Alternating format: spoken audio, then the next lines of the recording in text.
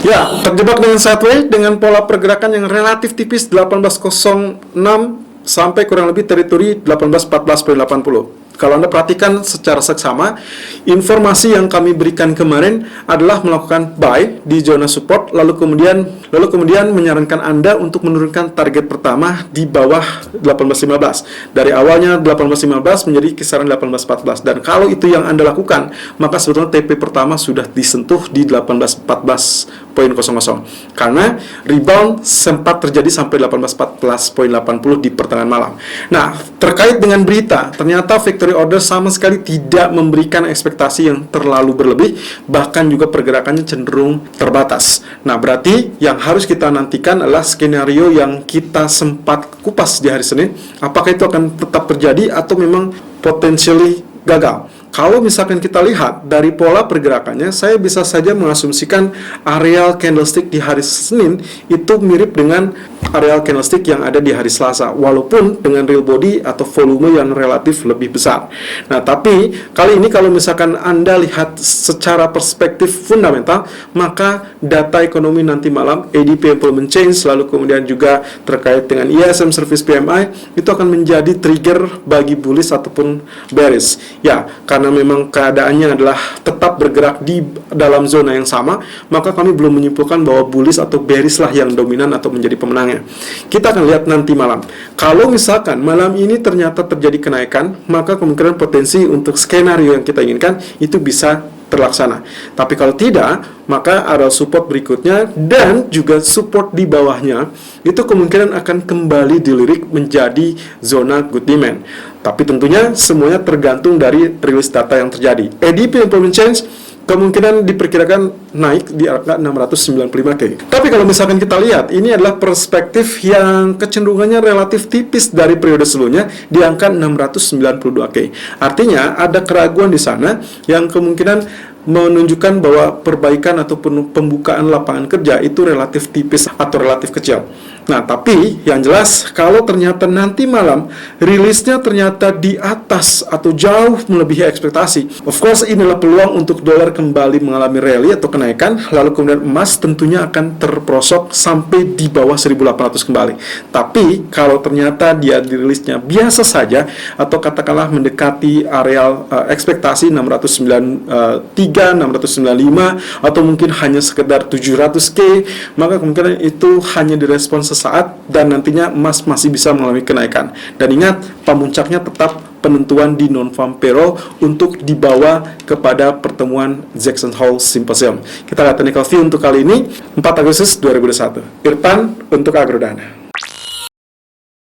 Technical Outlook 4 Agustus 2021 jam 11:25 waktu Indonesia bagian Barat. Oke, kembali dengan Outlook dari DXY dan juga Treasury Yield. Sebelum nanti kita malam hari ini, kita akan berhadapan dengan data ADP Employment yang nantinya akan berpengaruh terhadap rilis data non-farm payroll di hari Jumat. Oke, ini adalah grafik H4. Kemarin kita sempat terjebak di dalam zona sideways dan ternyata memang betul-betul masih sideways ya. Anda bisa lihat di sini pergerakannya relatif tidak banyak bergerak. Dia cenderung menyentuh areal pivot atau areal tengah, kemudian dia coba ke bawah tapi juga tidak terjangkau ya, apalagi untuk areal ke atas ya, areal resisten. Oke, saya coba melakukan pendekatan yang lain teman-teman. Di sini kalau misalkan Anda perhatikan secara skala kecil ya, saya zoom out seperti itu, maka Anda bisa lihat pergerakannya, polanya seperti itu. Kemarin kita sudah mendapatkan pola head and shoulder dan itu sudah cukup berhasil. Lalu kemudian sekarang yang menjadi pertanyaan adalah double bottomnya jadi apa tidak. Ya, of course ini berarti gagal ya, double bottomnya gagal karena dia sudah ada 2 atau 3 ya, 3 bottom yang sama. Jadi bisa saja triple bottom, tapi saya rasa bukan ke triple bottomnya, melainkan kalau saya melihat seperti ini, saya asumsikan ini tren penurunan ya, jadi bearish trendnya. Setelah dia bullish lalu kemudian dia berubah jadi bearish trend, lalu kemudian ini adalah konsolidasinya. Nah, konsolidasinya ini bisa menjadi 2 kemungkinan. Apakah dia akan kembali ke dalam fase bullish ya, seperti yang di sisi kiri, artinya dia akan up lagi sampai zona resisten 92 ya, di sini 92.40, atau nantinya malah dia sideways lalu kemudian akhirnya jebol pertahanan support. Dan itu berarti fase bearisnya belum selesai. Yang artinya lagi bisa saja menyamai areal yang di bagian kiri untuk sampai 91.51. Oke, pendekatannya kurang lebih seperti ini. Kalau saya perbesar lagi, saya ambil saja sisi ini sebagai sisi rectangle, ya, sisi rectangle seperti ini. Maka saya akan mendapatkan kalau misalkan ini areal penurunan, kalau itu menjadi areal penurunan, maka seharusnya ini kita asumsikan bearish rectangle. Yang artinya kembali, kemungkinan potensi pergerakannya jauh besar kemungkinan untuk menembus zona support. Jadi kalau misalkan dilihat, ya bagian panahnya kurang lebih ini adalah bagian downtrend, seperti itu. Maka nantinya kemungkinan dia akan turun equal atau sama dengan pola penurunan dari bagian atasnya. Ya, bisa saja bahkan melewati zona support 91.51. Jadi kalau misalkan saya asumsikan ini maka kemungkinan potensi penurunannya seharusnya kalau misalkan kita asumsikan ini adalah bearish rectangle, maka kemungkinan dia akan otomatis sama. Ya, jadi kemungkinan kalau misalkan penurunannya berapa, maka dia penurunannya pun kurang lebih akan relatif sama. Nah, berarti kalau saya perkecil, saya akan mendapatkan zona yang lebih rendah dari 91.51. Nah, tinggal kita lihat saja. Kalau dilihat dari MACD-nya, potensinya kan seperti ini, dia sudah cross, lalu kemudian dia masih berada di fase bullish, tapi juga weak bullish, karena dia belum berhasil melewati zero lines, maka kemungkinan potensinya kita mengharapkan potensi MACD-nya dia akan melengkung kembali ke bawah, dan itu hampir mirip dengan kejadian yang ada di sini. Nah, Anda bisa lihat sini, dia sempat spike tapi kemudian dia turun kembali. Nah, kemudian kalau kita lihat dari sisi daily chart, maka yang kita lihat kembali adalah potensi penurunan sepertinya juga masih belum selesai. Ya, Anda lihat di sini dua candle terakhir pun dibentuknya sebagai doji, dan ini belum bertanda apapun untuk balikkan keadaan menjadi bullish. Jadi artinya kemungkinan penurunannya masih bisa terjadi, bahkan bisa menembus zona terendah yang pernah tercipta tanggal 30 Juli di 91.782, ya. Dan MACD mendukung seperti itu. Ya, ini histogram masih berwarna merah, walaupun kita belum mendapatkan dia cross di bawah zero lines, tapi jelas ini adalah medium untuk bearish, ya. Kalau misalkan di sini masih awal-awal dia weak bullish, kalau dia sudah mendekati zero line kita sebutnya medium bullish atau bearish, ya, medium bearish. Sementara kalau dia sudah cross zero lines berarti kita sebutnya strong bearish.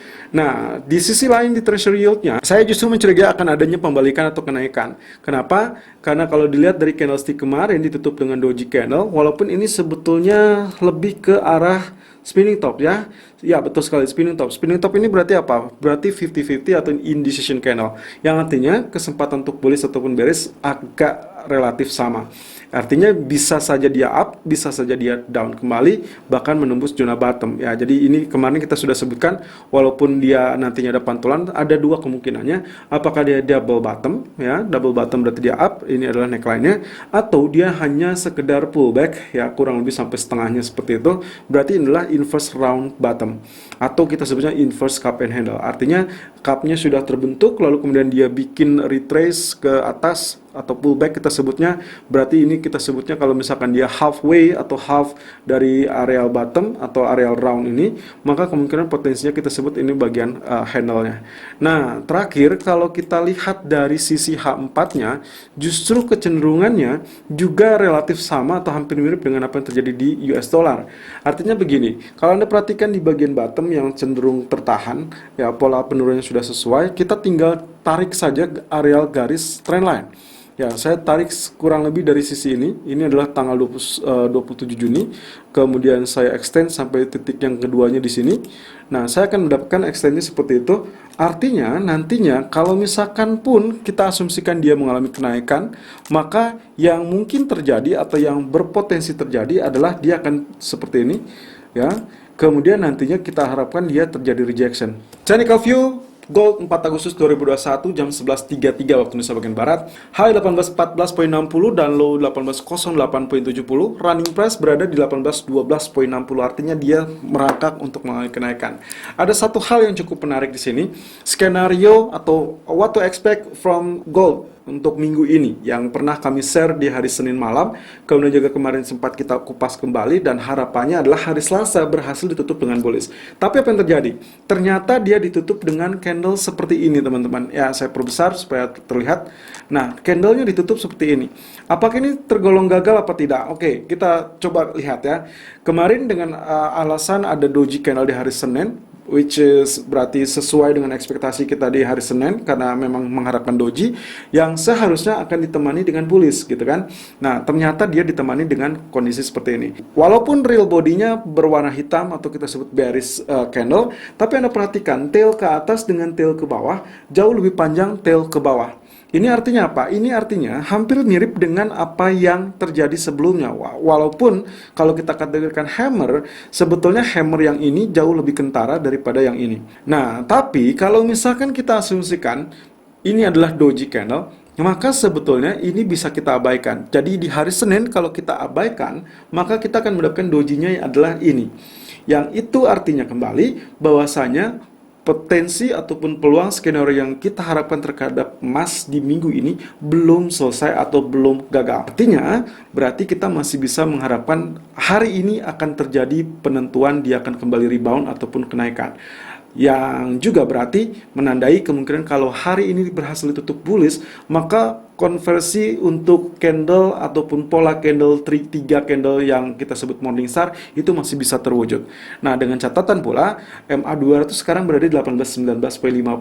Ini berarti dia semakin rendah. Tapi semakin rendah berarti semakin dekat dengan potensi kenaikannya. Artinya rintangan untuk resistennya jauh semakin mudah untuk ditembus. Apalagi kalau misalkan kita beruntut dari ke belakang 1824, 1821 itu agak sulit, lalu kemudian sekarang 1819.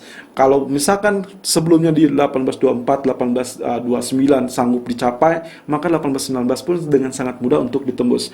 Nah, walaupun dengan catatan kemudian adalah areal 1831, 1834 itu akan tetap menjadi tameng ataupun resisten wajib ditembus. Ya, jadi untuk sementara waktu skenario kita terkait dengan gold minggu ini itu masih bisa diharapkan terwujud, terutama jika hari ini berhasil tutup dengan bullish. Kita lihat dari sisi H4-nya. Apakah double bottom gagal? Sebetulnya tidak juga, karena penurunannya kemarin itu relatif tertahan tepat berada di zona bottom. Ya, kemarin kita sudah tandai bottom kita adalah di area 1805 sampai 1809. Walaupun demikian, neckline-nya sayangnya tidak berhasil tembus sehingga dia kembali mengalami penurunan.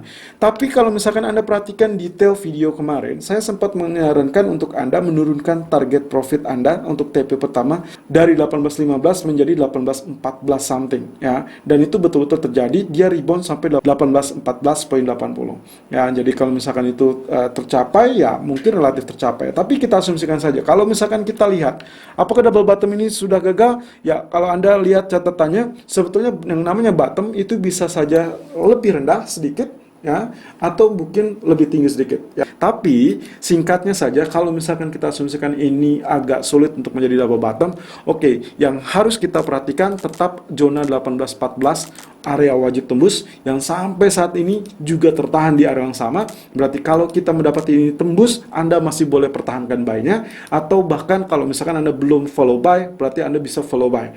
Atau Anda menunggu dia koreksi terlebih dulu, dan koreksinya kemungkinan kalau misalkan kita gunakan bantuan trendline seperti itu, saya akan mendapatkan extension di zona 1801 ataupun 1803. Yang artinya kalau misalkan seperti ini, sebetulnya yang paling aman, yang paling good demand itu berada di zona 1801, 1802. Padahal tadi pagi kami memberikan rekomendasi untuk melakukan buy-nya di kisaran 1807 ataupun 1809 dengan stop loss-nya 1802, 1800. Jadi kalau misalkan Anda melakukan buy di bawah zona kami 1807, artinya Anda menunggu di 1801, of course SL-nya tempatkan di bawah trendline ya, dan kemungkinan potensinya kalau misalkan ini tembus bagaimana?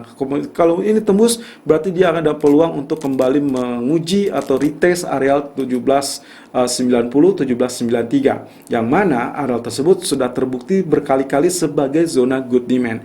Artinya alternatively, dan itu adalah strategi terakhir, kalau misalkan ternyata sampai malam hari dia akan mengalami penurunan, Anda boleh perhatikan menantikan zona 1790 1793 sebagai zona yang paling mujarab. Nah, tapi untuk saat ini kalau kita asumsikan ini strong support, maka yang paling bagus adalah zona buy-nya di 1802 1804. Tapi kalau misalkan untuk mengikuti apa yang dilakukan ataupun yang tercetak di grafik H1, maka Anda bisa lihat di sini. Sebetulnya dia sudah tembus area resisten, ya, small dari triangle, ya. Tadinya saya berpikir inilah A, B, C, D, E, jadi dia akan turun dulu sampai zona 1807. Oleh karenanya itu sebut dengan zona buy-nya 1807 1809. Tapi ternyata kalau misalkan dia sudah turun ke sampai 1808.70, ya berarti zona buy kita sudah ada gitu ya. Nah, berarti kita tinggal tunggu saja TP pertama 1814 dan TP kedua 1819.40. Nah, yang menjadi catatan karena dia sudah tembus resisten, kita perlu konfirmasi dua candle berikutnya. Ternyata dua candle berikutnya, ya, itu sudah berada di atas zona resisten. Artinya dia sudah confirm tembus. Berarti kalau misalkan Anda ketinggalan untuk melakukan buy di zona 1808 atau 1809 tadi, Anda bisa manfaatkan zona pullback di kisaran 1811. Ya, ini kurang lebih teritori yang saya dapatkan di area pullbacknya. Jadi ini resistennya, pullbacknya Anda bisa lihat tandai bahwasanya Anda bisa melakukan ini sudah melakukan pullback atau terjadi pullback. Selalu gunakan stop loss dan risk management sesuai dengan equity dan strategi trading Anda. Irfan untuk Agrodana.